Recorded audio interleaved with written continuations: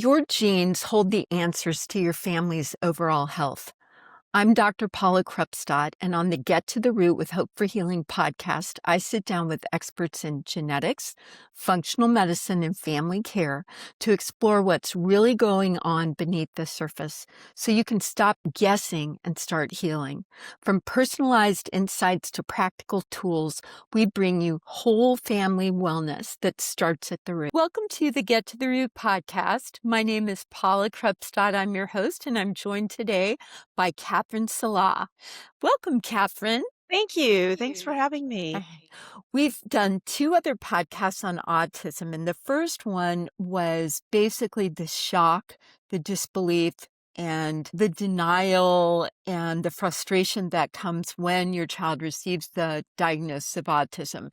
And in that episode, we basically talked about lifestyle modifications that parents have within their power to work on moving their child towards balance. Yes. Then our last episode, we talked about inflammation and neural inflammation, and we took a deep dive into different systems in the body, and we discussed how stabilizing parts of the endocannabinoid system, the cannabidiol system, toll-like receptors, and then how vitamin D is not really a vitamin. It's called a corticosteroid, and how important it is to help our cells have enough fat, healthy fat. Yes.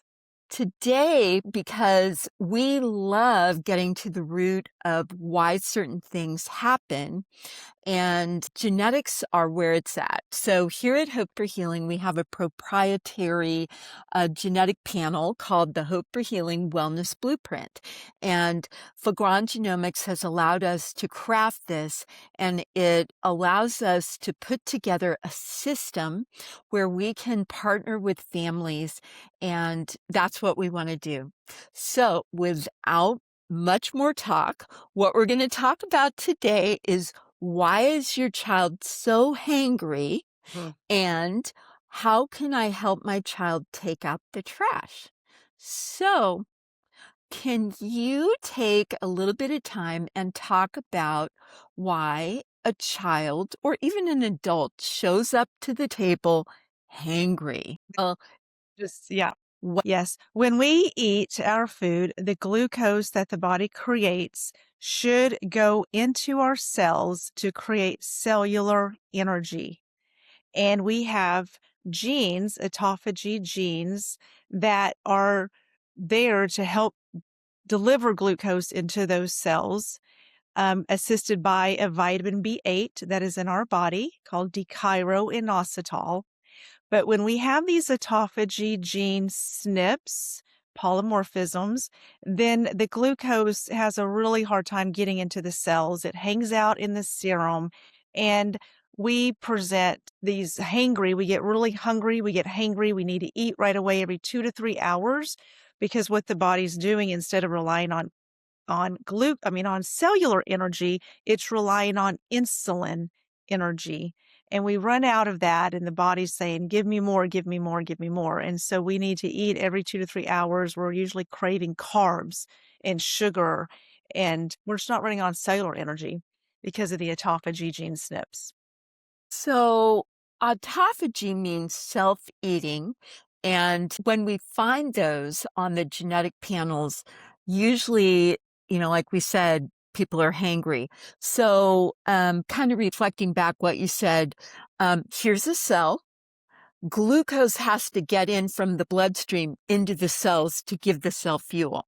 Right. So there's an insulin receptor, there's a glucose receptor. So insulin binds, glucose comes in. Now, let's say a person's not autistic. What will happen if they've got autophagy genes as far as like their sugar in their bloodstream and maybe labs that might be different or abnormal if they can't get the glucose into their cells? And so you're looking at A1C, your A1C levels are abnormal, your glucose levels are abnormal. You could have pre-diabetes, diabetes 1 and 2.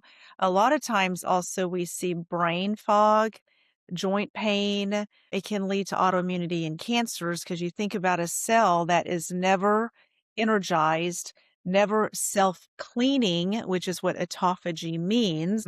And so we are like a hoarder's house.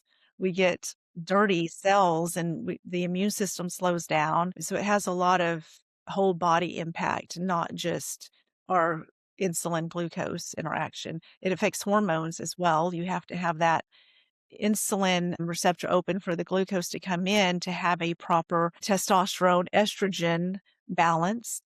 And so it can also cause hormone dysregulation. Okay. So you mentioned hemoglobin A1C. So that's the amount of sugar that's attached to a red blood cell over about 3 months. And I've seen pre-diabetic people go down to normal when they take D-chiroinositol, which is what you were saying. It's like a mirror image. It's a certain type of inositol, not that necessarily the combo. So when we do this genetic evaluation, that inositol helps the insulin bind.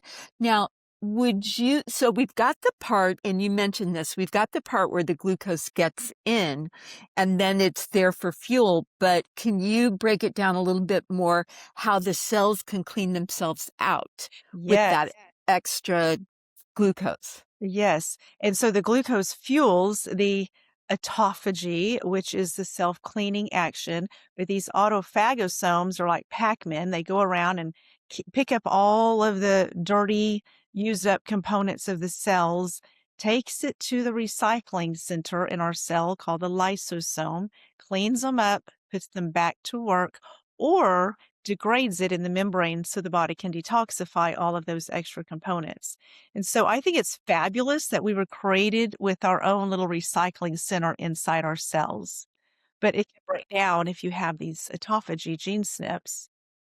Yeah, and you were talking about these autophagosomes. They contain hydrogen peroxides and lipid peroxides, so they'll break down fats and then water-soluble things.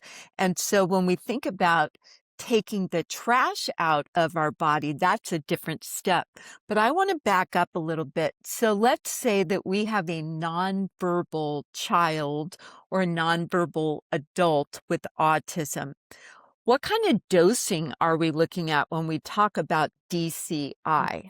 Yes. Well, I think in our clinical experience, that when we deliver that energy, that of glucose to the cells, it increases their speech. And so we found that giving 2,000 milligrams in divided doses of DCI will really drive in that glucose, and our nonverbal patients are able to get their speech back. It's a beautiful thing to witness. Yeah, and so much of the time too, inattentiveness, let's say that we don't necessarily have a child, even though diagnosis codes are thrown around all the time. ADD, ADHD, a lot of children and adults get labeled that are on the autism spectrum also with ADD or ADHD. So let's say we have a neurotypical child. What are some of the things that start to show up when they start using DCI? See, they're not speech delayed. Yeah. So Well, what tends to they happen? I've seen that they begin eating vegetables. They're now changing their kinda like changing their palate, but they're not so picky. They're not, like, craving all of the carbs and the chicken nuggets and this and that, so they're now open to eating broccoli and the things that mom and dad spend time cooking, a good quality nutrient-dense meal, and their eating habits are better. They're able to go to bed after without eating from dinner to bedtime. They're not so hungry and needing that milk and cookies per se or any kind of snack before bed because now they can sleep soundly. And we need that time of fasting from dinner to breakfast because that is when we recycle and induce the autophagy. And so it's really important, and that's what I've seen with our kids is that they are more attentive to their I think it's an all-around thing, though. You induce autophagy, but you also get rid of all the junk in the diet, and Yes. great reports from teachers. What have you been doing at home? Because now your child is able to sit and focus and concentrate and getting along with the friends and not having any behavioral issues.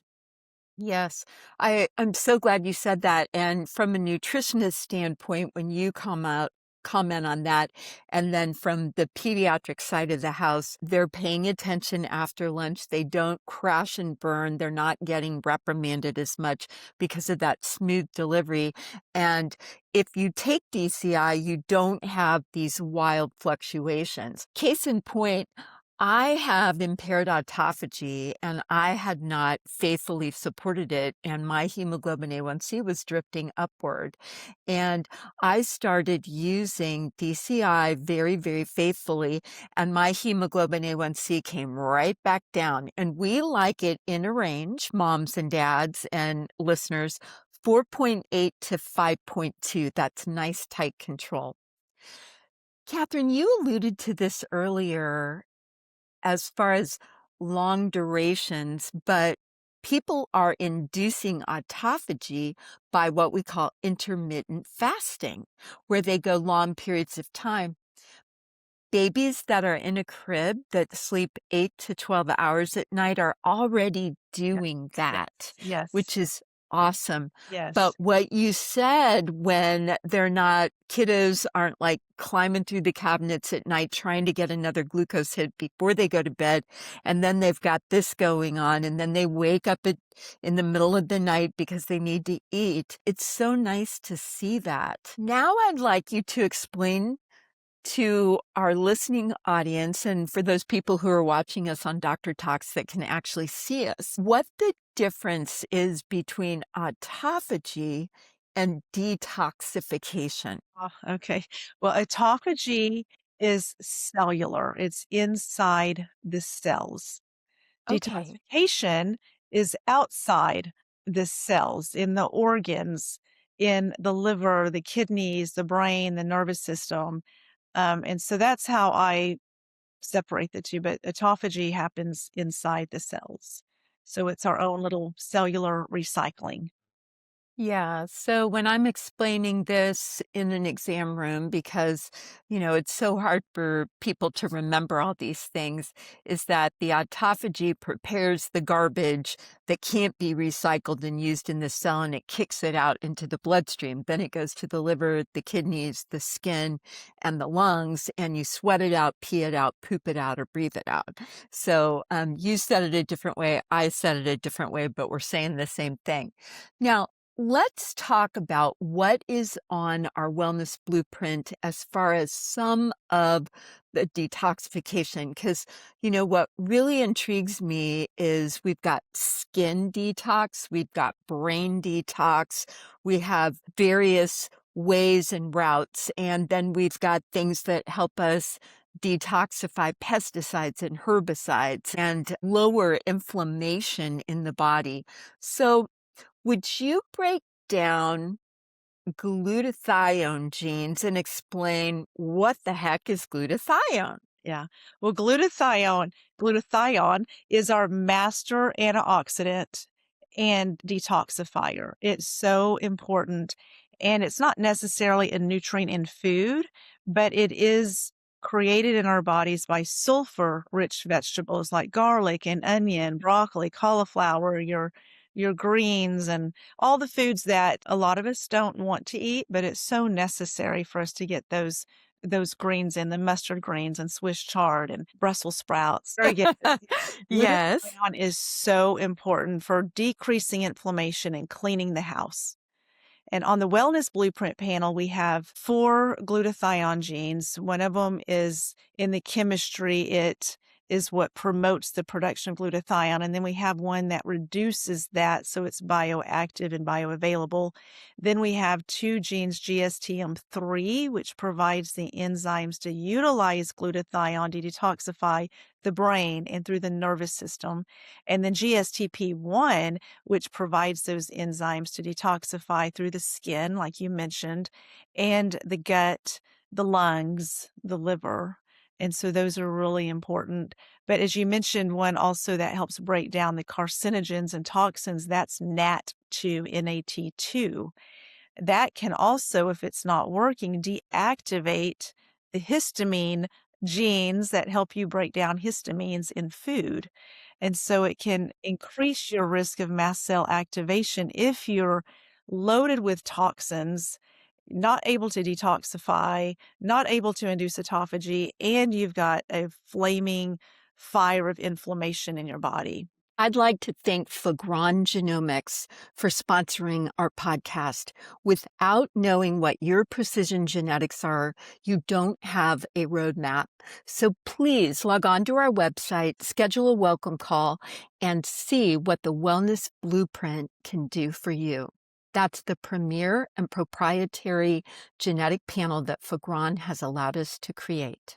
So what you're telling me is that NAT2 that kind of deals with herbicides and pesticides, Mm-hmm. if that is really abnormal, like two abnormal copies Yes. or even one, that people will be much more likely to flare with histamine type reactions. And what can you break down just in real simple terminology what a histamine reaction is? Yeah.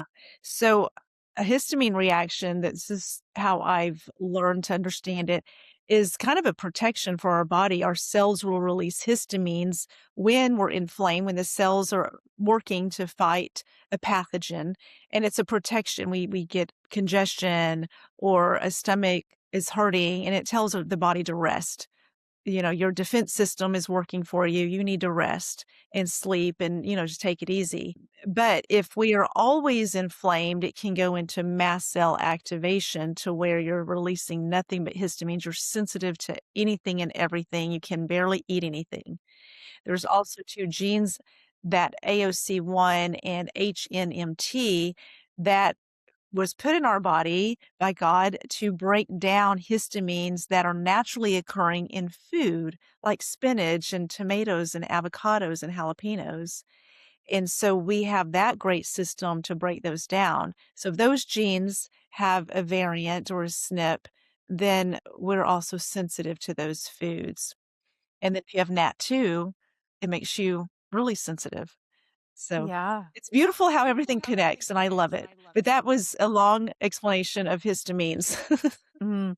So, Kathrine, does this mean that a person has to avoid histamine foods altogether? And that's not what you're saying. So, unpack that a little bit more for So me. no, if you have the AOC1 or HNMT gene SNP, it just means that you need to learn your body's reaction to know what your personal load of histamine tolerance is. So you may be able to eat an avocado every day of the week, but if you combine an avocado with tomatoes and jalapenos and spinach, bananas and oranges, all of those are high histamine, and that's all you eat in a day, then it's overload. And your Yeah. body is now going, whoa, hold on a second. You've just given me way too many histamines. That would be me. I could eat the avocado every day, but you throw in anything else and it's like I'm going to have an upset tummy. My nose is going to be running like a crazy woman and I'm not going to be happy. And sometimes, So, like with my daughter, we realized it was 3 days of her eating high histamine food, but it took 3 days of her eating the same thing. You know how we do, we're creatures of comfort. We eat what's in the fridge until it runs out. And so it was not until the third day that her stomach got so bloated. And she's like, I look like I'm pregnant and I'm constipated. I'm like, well, what have you been eating? And she said, well, I've had the same all healthy foods for 3 days. And I'm like, oh, those are all histamine foods. Let me go back to your wellness blueprint panel And sure enough, she had a SNP in her HNMT gene that we had forgotten about. Ah, So ah. it was like, oh, you just need to back off on the histamine foods. Well, so we've unpacked that autophagy is dealt with DCI. And if your child they're nonverbal and they have autism, we typically recommend two twice a day. And that's what we recommend. I've seen beautiful results with that Yeah. too. It's really encouraging. Now, for detoxification, depending on the types of genes that you have and some of the other things that are going on, we use one of two things or potentially both together. Mhm. One is called glutathione that you mentioned, the body's master antioxidant, the master fire hose, and it also chelates things, meaning grabs bad guys, but it puts the fire out. But then can you talk to us about that one gene called CTH that might lean us toward NAC? And Yes. I'll let you explain So what that is. so in our body's chemistry, CTH is the gene that provides the instructions for cysteine, for us to make cysteine. And cysteine is the precursor to glutathione. And so we know cysteine in the supplement world as NAC, N-acetylcysteine. And a precursor means comes before. Yeah, Okay. Yeah. comes before. And so that gene typically needs to be working before we can even create the proteins to make glutathione. And so it's pretty important. And so NAC is what we would take if that gene's not working. Yeah, that has been around for a very long time. And when people have had Tylenol overdoses and they go to the emergency room, they give Mucormyst, which is NAC, essentially nebulized. And then also well, not nebulized, but you can do that to break up secretions, but it can be used to pull the Tylenol and hopefully not insult the liver as much.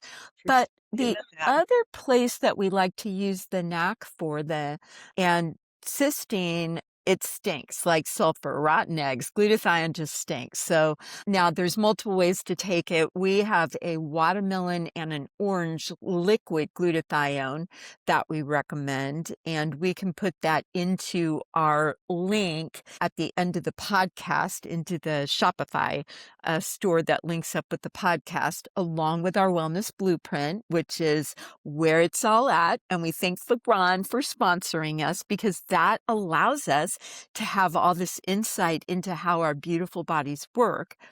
But then when children and adults are struggling with anxiety and also clogging up their liver chemistry, they tend to flip over into these neuroexcitatory pathways where it's called the quinolinic acid pathway and the kynurenic acid pathway.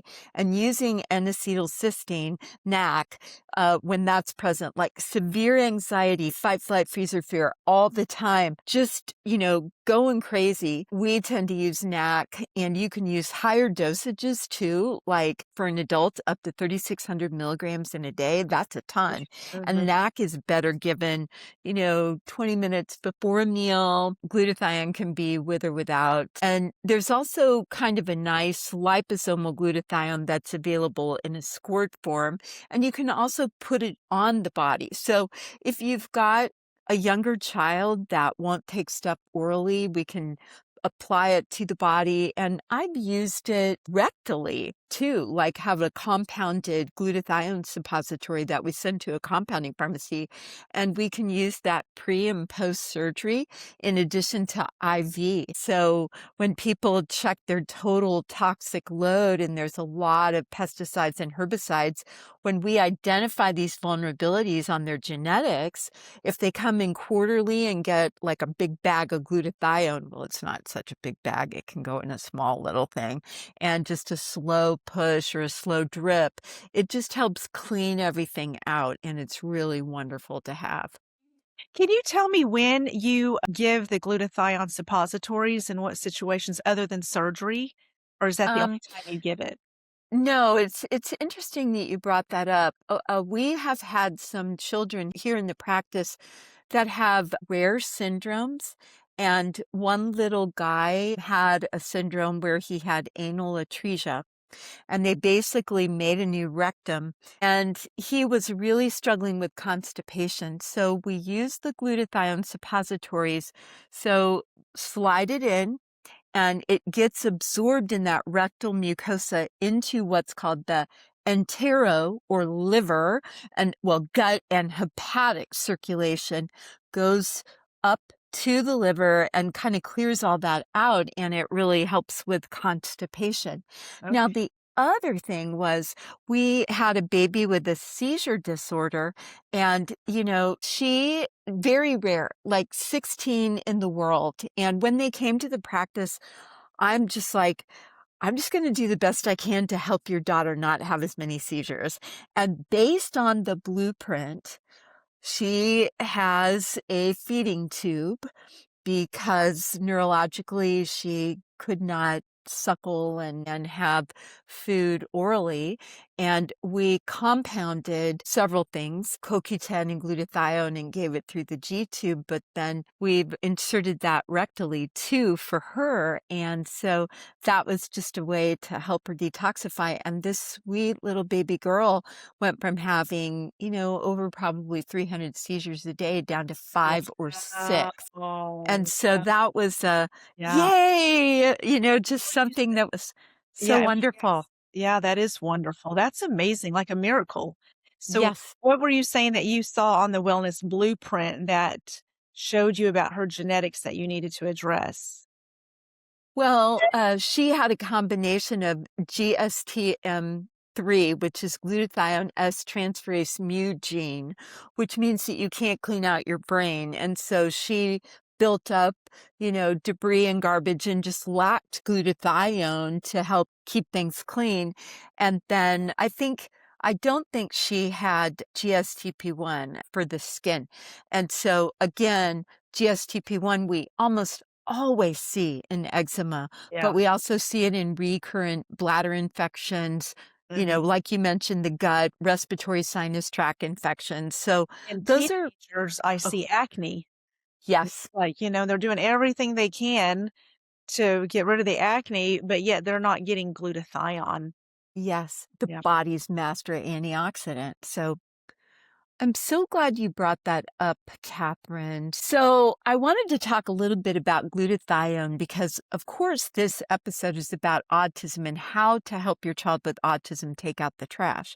But when you see recurrent urinary tract infections, but also in adults that have interstitial cystitis, many times they don't have that GSTP1 gene, and taking glutathione will really, really help. But for kiddos that, show up with recurrent ear infections, asthma, bladder infections, UTIs, using glutathione is really helpful. Mhm. So, and then, if they have GSTM3, then we can improve cognitive function with that. All right. Well, Kathrine, thank you so much. So now we've identified if your child's hangry, we Mhm. know that they have autophagy gene Very issues. healthy, yes. But if doing the wellness blueprint is a bridge too far, reach out to Hope for Healing, the Get to the Root podcast, and we will let you know our favorite DCI. And if your child's nonverbal, do 2 twice a day. And you're going to see this calming, Yeah. less ups and downs, that emotional dysregulation. And then if they have detoxification issues, like, for example, we've talked about this in some of our constipation episodes Mhm. too, but you can assist your child by giving them a little bit of glutathione. You will do no harm by giving 200 to 400 milligrams of glutathione a day. If they're, I'd say, 1.5 to 2 years old, the official diagnosis of autism typically isn't assigned by a pediatric neurologist until 2 years of age. But most parents notice something's going on much earlier than that. With that in mind, it's so beneficial to have your child's wellness blueprint or newborn panel completed as soon after birth as possible.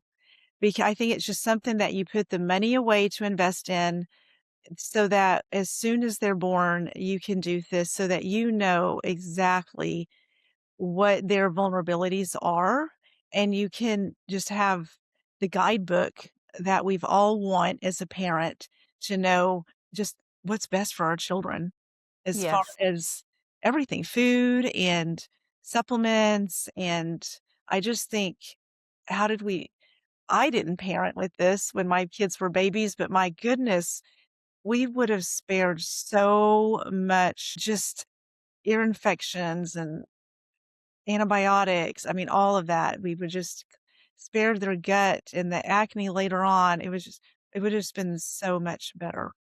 Yeah. I would like to give a shout out to Fagron. They're the sponsor of our podcast, and I've mentioned it before. I'll say it again. The Wellness Blueprint is very reasonably priced. And what we offer here at Hope for Healing, anyone, anywhere in the world can do a genetic consultation with you or Yes. one of our other genomics providers. You don't have to be in the state of Texas because it's just dietary recommendations on how to get your body functioning. So there are many different companies that offer genetic testing, but in my exposure to those, the reason I love Fagron is that it's very reasonably priced. There's other panels, but the time, the cost, and accessibility, that's what I love about the Blueprint. Even comment on how fabulous Fagron is because the panels are systematic to our body. It is really a blueprint of how to have excellent health, because it's the immune system, autophagy, detoxification, methylation, mitochondria, all of the main systems that fuel everything else in our body so that the whole system is running effectively with that wisdom of knowing your genetics through Fagron. Yes, functional medicine is called the systems biology approach. Someone asked me this yesterday. I said, well, our body's a symphony. And, if one part's not functioning, it sounds very dissonant or, it sounds off key. And the cogs in the machinery just don't work. And what you said about the panels being designed by system, it's so true. It is so true. So, thank you so much for that, Kathrine. And so this is our third installment of our autism series. Number one was about what you can do in your household, the power that you have in the kitchen. Number two was about inflammation. And today's episode was about why is my child so hangry? And that's autophagy. And also how to take the trash out. And that's detoxification. So we will take a deeper dive into other systems down the road. Thanks again for having such great insight into all of this, Kathrine. I so appreciate you, and I'm glad that you're a team member here at Hope for Healing. And we're here to empower families on how to create excellent health in their own children. Yeah. Thank you for having me.